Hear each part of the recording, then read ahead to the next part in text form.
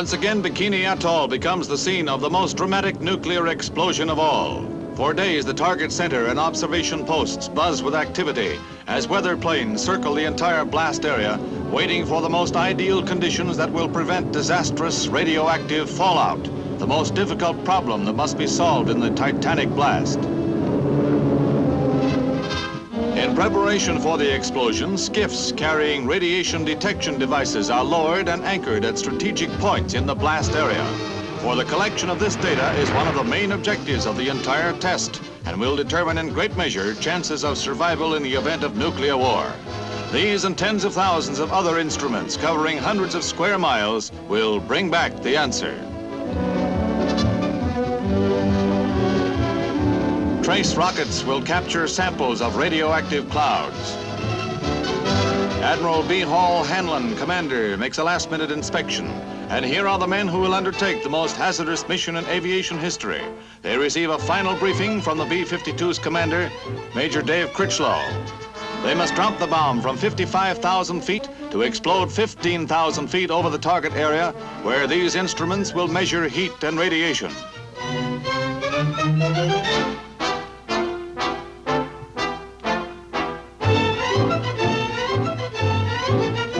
Wheels for the gigantic test are now in motion, and the seconds tick off.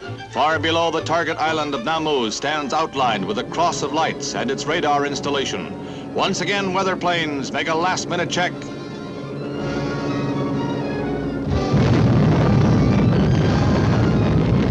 A brilliance of 500 suns lights hundreds of miles of the Pacific, and the force of 1,000,000 tons of TNT is released.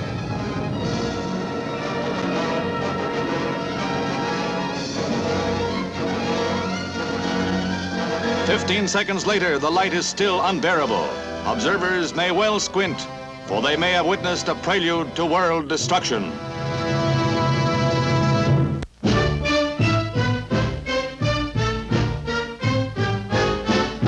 To the mile-high plateau of Hurricane Mesa in Utah for Air Force supersonic research. Here, a rocket sled tests pilot safety equipment by simulating the fantastic stresses of supersonic flight.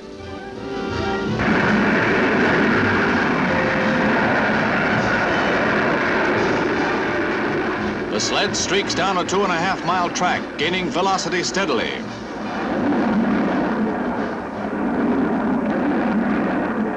At peak acceleration, the dummy is ejected to hurtle over a 1,000-foot cliff, the most drastic trial of the safety gear that spells life or death for America's airmen.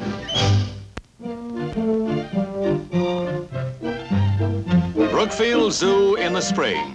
Come on, Junior, drink your milk. It makes babies big and strong. What a big baby you are, and what a handful. He couldn't do that to a full-grown rhinoceros, but you're a baby. Butt is right. Mr. Buttinsky, the lion cubs call you, and you were afraid they'd think you snooty. What a pity. A butting romance turns into a spat. Oh well, easy cub, easy go.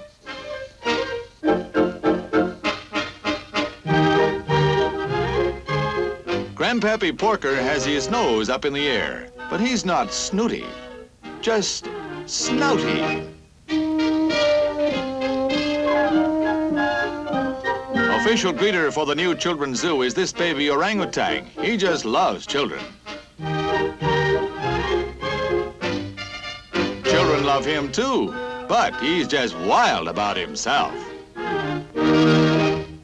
Packed in like sardines is an apropos remark at this point, the point being Ray Lichtenberg's fishing resort in Seattle. Here assembled to fish through open boards in the dock are several thousand kids of all ages, erstwhile Isaac Waltons. That's a good line, but we'll yank it just the same before somebody gets hooked with it.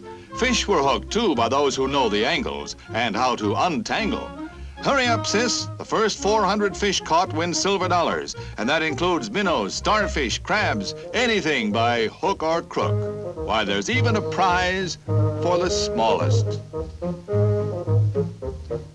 As the returns come in, there's one resounding vote for calling it a day. But the majority are wide awake to wide selections of seafood for supper, even starfish. I knew there was a catch to it, and they caught it. The heart of the cattle country in Oregon beats strong for the teenagers this day, the day of the 8th annual Eastern Oregon Junior Rodeo. Large title, large excitement, large kids getting large charge.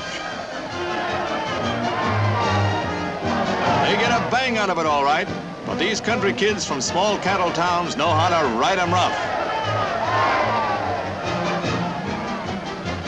Where'd he go?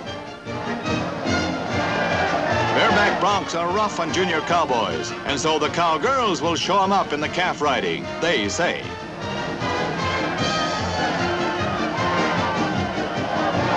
Oh, come on, sis, you're not hurt. Well, only your feelings are hurt. Let a man show 'em. Never mind who shows him, but somebody. Maybe she can.